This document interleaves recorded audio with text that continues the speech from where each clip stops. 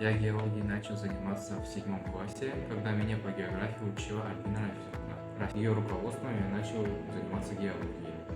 Материалы я добывал из интернета и также из книг. По географии у нас в школе начал преподавать Александр Витальевич. Он начал меня готовить и по геологии.